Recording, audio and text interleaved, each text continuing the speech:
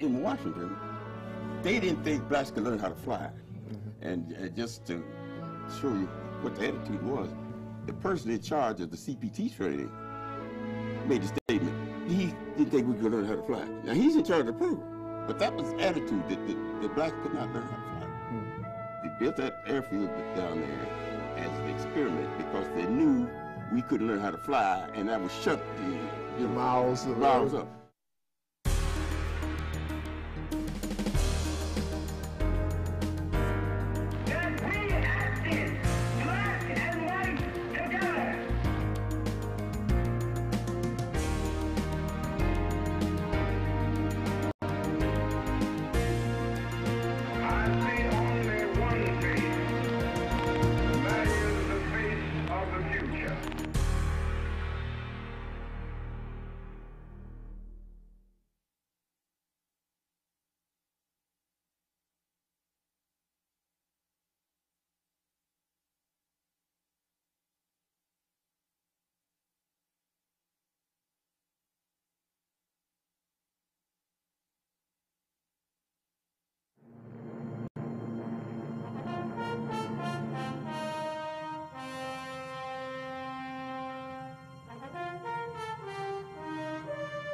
I'm Eric Jackson, and welcome to Forms and Diversity. As part of the rich African-American history, we have with us today one of the famous original airmen, as we know as the Tuskegee Airmen, and some of their ships that they flew during that time. And welcome, Washington Ross. Thank you. Thank you. Hopefully you can tell us a little bit about yourself and a little bit about the famous Tuskegee Airmen group. All right. My name is Washington DuBois Ross. I was named for Booker T. Washington. That's interesting. And W.W. Du Bois. I was born in Mountain Bayou, Mississippi. I was the fourth son of a family of 5 boys and 1 girl. I went to elementary school in Ashland, Kentucky, high school in Ironton, Ohio, college at Hampton Institute. I became interested in aviation as a youngster, about 10 or 12 years old. The airfield was just about a block or 2 from our house. And whenever an airplane would come in to land there to refuel or whatever, my youngest brother and I would run over there and look at the airplanes, talk to the pilots. They would talk to us, ask them what makes it fly, and all this type of thing, and they would explain it to us. I told my parents that if I got an opportunity to learn how to become a pilot, I was going to take it. That opportunity didn't come until I was in college. I'm talking now about 1937, 38. During that time, we knew that war was imminent, and the United States couldn't legally train pilots, but the United States also, you know, they are very adept in circumventing the law.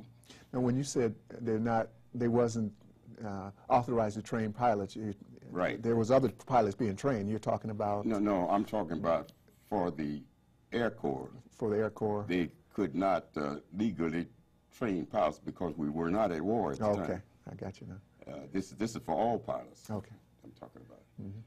So they came up with a program called civilian pilot training. There were 6 black colleges that had the program, and I've seen several different lists, but I do know Hampton Institute had this program, and I signed up for the program, and I got my pilot's license while I was still in college. Well, while I was there, it was posted that you could sign up for aviation cadet, and I signed up immediately. One of the things I want to emphasize, there was no affirmative action then.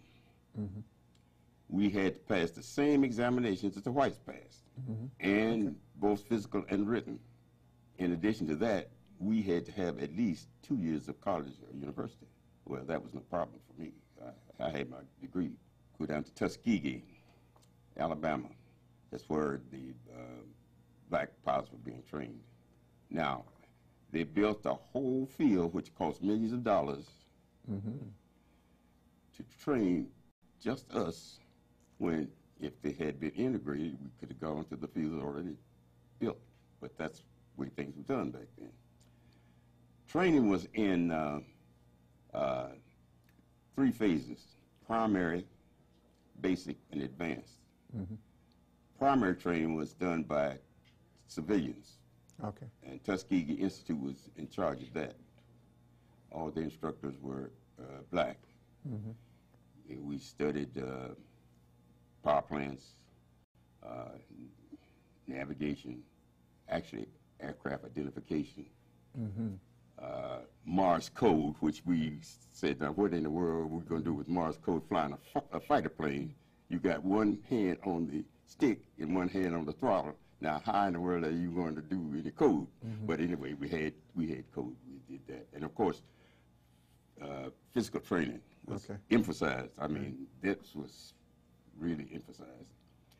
You had to solo within 10 hours, or else you'd be washed out, and that's where most cadets were washed out in the first 10 hours. And when you say 10 hours of after 10 hours of class work? No, after flying, actual flying. So after 10 hours of flying, you had to be able to go solo. Okay, solo, gotcha. That's right. I think about 40 of us started out in my class. 22 graduated, and as far as I know, only 2 of us are alive today. Oh.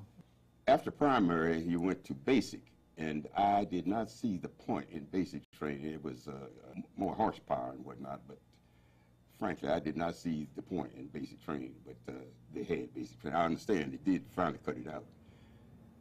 Then if you were successful in passing basic training, you went into advanced training. In advanced training, it was the first airplane that we flew that had retractable landing gear, had guns on it, and we went to gunnery and this type of thing. If you were successful in advanced training, then you were graduated rank of second lieutenant and your rating, which was pilot. Now, you were talking about the planes. We have some in front of us. I guess one of the things I'm wondering is which one of the planes that you're going to... I'm going to get to that. Okay, so you're going to point that out. I'm sure it'll be interesting to find out which. I'm going to be guessing until you tell me which. After we graduated, then we went into what was called transition from a training plane to an actual combat plane. The first one we flew was the P-40. That's the one, huh? This was a tricky airplane not to fly, but to land. Now, the hardest thing about flying is landing, not in the air. It's getting on the ground, get back on the ground. And this one was tricky. The landing gear was close together, and the torque from the engine would tend to turn it, and then you had to keep your foot on the rudder. By the way, the Tuskegee Airman is not a military term designation. That's a civilian. In fact, the matter is, we were organized in Detroit. 4 of us organized it. Myself, Alexander Jefferson, and I get a blank with the 3rd one, but the 4th one is dead. His name was Roundtree. So you're saying the actual Tuskegee Airman name is really the name of the organization? Right. And not the name of the military Yeah, the military group was 332nd Fighter Group. 332nd Fighter Group. Yes. So the Tuskegee is Airman really is a civilian organization that was formed afterwards. Okay, thank you. And in the 70s, early 70s. Then the next airplane we flew, and by the way, we took our overseas training at Suffolk Air Force Base near Mount Clemens. And we flew the P-39 Bel Air Cobra. It had an engine behind the pilot. This is the exhaust stacks for the engine. It's behind the pilot. Had a 37mm cannon up here in the front. It fired through the hub of the propeller. So the engine was back here, and it made room for the cannon up front. Up front. Some people ask me, of all the planes I flew, which one did I like the best to fly? And actually, it was this one. It was more like an automobile. If you look at it, it has a door to open. It doesn't have a canopy like those. You're right. Easy to land. Landing gear was wide apart, and it had nose wheel up here. It didn't land like these other planes, and you could see it. vision very, very good. But it had one trouble with it. It had an Allison engine in it, and it would throw a rod. Okay. And if you threw a rod, it cut the controls for the rudder and the elevators back here, which meant you didn't have any control of the airplane, and in you would go. Incidentally, I had to crash land one of these, flying about 1,200 feet. Engine cut out. Yeah. So we're real fortunate to have you here. Yeah, that's right. I'm fortunate to be here. And the instructor, every day we went up, he was hammering in our head, if the engine cuts out, you keep airspeed. A lot of people think by putting up the nose, they're going to climb. But if you put up the nose, you're going to go down. You stall it out. So you put the nose down. And that's what I did. And I split some trees in the house and sheared the wings off and whatnot. But that's another story. Another story. We'll try to get that one too one day. And when we went overseas, by the way, I was supposed to go over with the group. They left about 2 days before Christmas in 1943, but I went to the hospital for surgery, and I did not go with the group. I went over later in a converted cruise ship. Didn't have an escort going over. Oh, so okay, cruise by yourself? By itself. Okay. And we landed in Oran, and later we joined the group in Italy, outside of Naples. And we flew P-39s. First, we were with the 12th Air Force. P-39s for patrol. Okay. And we flew cover over the battleship. Now, a battleship is big and, you know, has a lot of armor and whatnot. But if you drop a bomb at the right place, you probably won't sink it. But you get it out of action. That's all the enemy wants to do, is get it out of action and take it back to the naval base and work on it. So that's what we were doing with P-39. Then we went into the P-47. Okay. It's called Thunderbolt. That's a Thunderbolt, huh? Radial engine. This has inline engines like an automobile, and so does P-51. This had a radial engine. Pratt Whitney R-2500, 2,500 horsepower. 8 machine guns. A lot of firepower. A lot of firepower. You didn't even need to use the gun sight. You get on the German's tail, and you start shooting. The cone of fire was so great that you were bound to hit him. Then we went over to 15th Air Force, and we finally flew what we call the darling of World War II as far as propeller-driven planes. That's P-51 Mustang. That's the Mustang. Now, the idea came from Britain.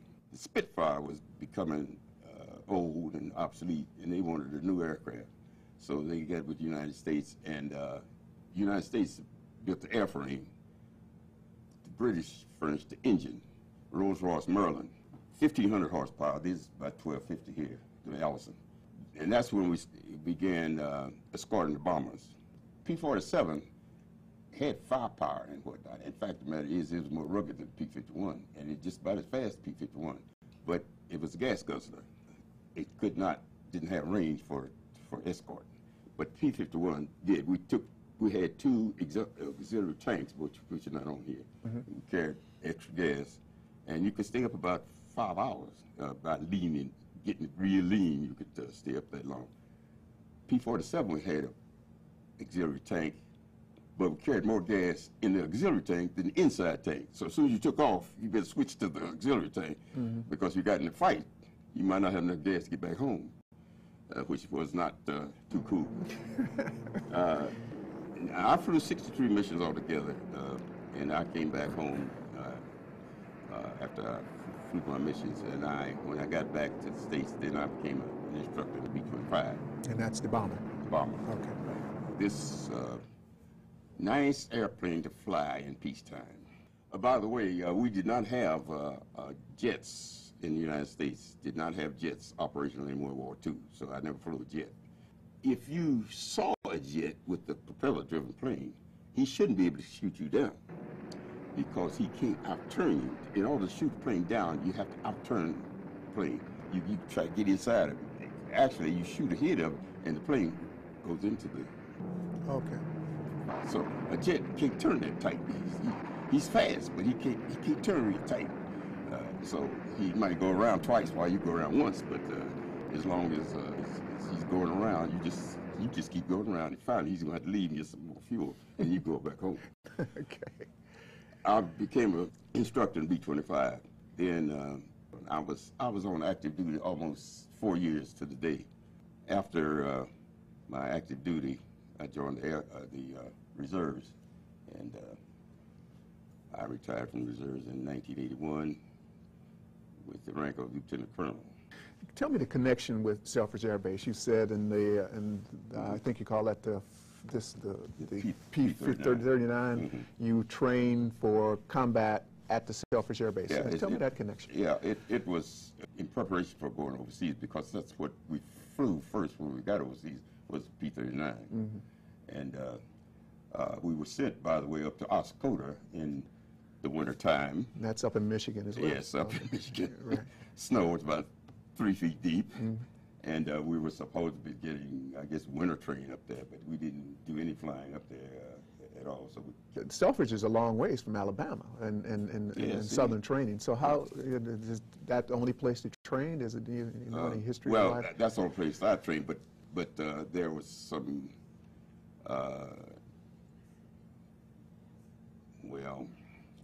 situations that number one is the commanding officer at Selfridge didn't want black officers to use the officers club, and other things happened. So they moved the whole training down to Walterboro, South Carolina. Okay. I did not go. I'd gone overseas before that happened, so I was never there in Walterboro, South Carolina. So that was connection. Now, why we were trained at Selfridge, I don't know. I wanted to mention that we have a gentleman by the name of Vincent Ivor Mitchell, who was a Tuskegee Airman. Well, actually, I don't know which corps now that you mentioned it, that actually was raised on Quinn Road, and also did some training at Selfridge Air Base. Now, Chappie James, and by the way, I don't know if everybody knows who Chappie James is. Yeah, Chappie James was the first black general in the Air Force. Now, a lot of people say Benjamin Davis, but the rank of general, you have 4 stars. Okay. When the others is brigadier, major, and lieutenant general. You're not a general. The general is a 4-star. General is a 4-star. Okay. And Chappie James was first one of that. Could you tell us about you said the Tuskegee Airmen is the actual organization, and you said it started here in the Detroit area, and I know you stayed here, and rather than going back to Kentucky. Can you tell me about the connection of your organization as Tuskegee Airmen and the Detroit area, and you're forming it, and about that organization? Well, when it came to Detroit, it's almost a routine you went through. Either you work for one of the big 3. I worked for Ford Motor Company 1 year. At the post office, I went to the post office, worked 10 years, and finally I was with the Detroit Board of Education. But we knew each other, and we just got together once. I said, you know, we ought to get together and get organized before everybody gets scattered and whatnot, and if nothing else, but just get together. Well, it so happened that we got together and didn't write down anything. Okay. Didn't ever write down anything. Next thing we knew, it ended up with about 50 chapters. But Detroit was the one that started in Detroit with us 4. The actual museum is here in Detroit as well? Yes, at Old Fort Wayne, down at Old Fort Wayne. We are in the process of moving it because we have a lot of material that we can't even display because it's so small down at Fort Wayne. We have a hangar at City Airport that we're working on to expand it, and we're a dying breed. As I said, 20 of some of us graduated, and only 2 in my class are still alive. And so your class is my class. Your class. Anyone can join the Tuskegee Airmen now, whether they were pilots or whatever, as long as they're interested in flying, and we try to put emphasis on education. We do give scholarships, and this type of thing perpetuates the idea of aviation. When I met you, matter of fact, we were going to a graduate program in business, and Right. we graduated together in that program. And at the time when I found out that you was a Tuskegee Airman, I always wanted to have this conversation, by the way. I'm glad we are doing this. But I remember you were a retired math teacher with a master's in math as well, and you said you had the degree from Tuskegee. But as you was explaining, No, I didn't. no, not Tuskegee, Hampton. Hampton. But as you was explaining that, it sounded like that many of the folk that they recruited also had either high degrees or was. Oh yeah. See, in Washington, they didn't think blacks could learn how to fly. And just to show you what the attitude was, at Hampton had a mixed faculty. The person in charge of the CPT training made the statement, he didn't think we could learn how to fly. Now he's in charge of the program. So I asked him, what makes you think we can't learn how to fly? In fact, he was the one that asked me, did I want to become an instructor? I said, I came here to get a degree. Now, after I get my degree, if you want me to go, I'll go. But I'm getting a degree. That's what I came here for. And but that was the attitude that blacks could not learn how to fly. They built that airfield down there as an experiment because they knew we couldn't learn how to fly, and that would shut the mouths up. And by the way, what influenced really was the black press, Chicago Defender, the Pittsburgh Courier, and the Amsterdam News. Eleanor Roosevelt. I recall that she was instrumental in that. Harry S. Truman. He was not president at the time. He was a senator. And federal judge, Judge Hastings. Okay. But then they said, okay, you're raising all this saying about it, so we're going to show you that we're right. We're going to do this. We know they can't fly, so we just do this. And then you had to shut up. Okay. And apparently you guys... But they were in for a rude awakening. And I can tell. And you said that your love for flying it came earlier, right, at a young age. Yeah. I talked with the sister of Vince Mitchell, was one of the gentlemen that was raised in the Quinn Road area in Clinton Township. Also, the similar story, how he would daredevil and was often out watching in Selfridge trying to find out about it. So what they didn't know is the love and the drive of many of the ones that signed up. We're no different than anybody else. There were some in there that especially didn't want to go overseas. Now all blacks that were in there, they weren't so, all that eager about going overseas and whatnot, just like any population. But there were also those of us that do what you're supposed to do. Now, my aim when I went overseas was to get my flights in and come back home. Alive. Alive. I can understand that. Come back home alive.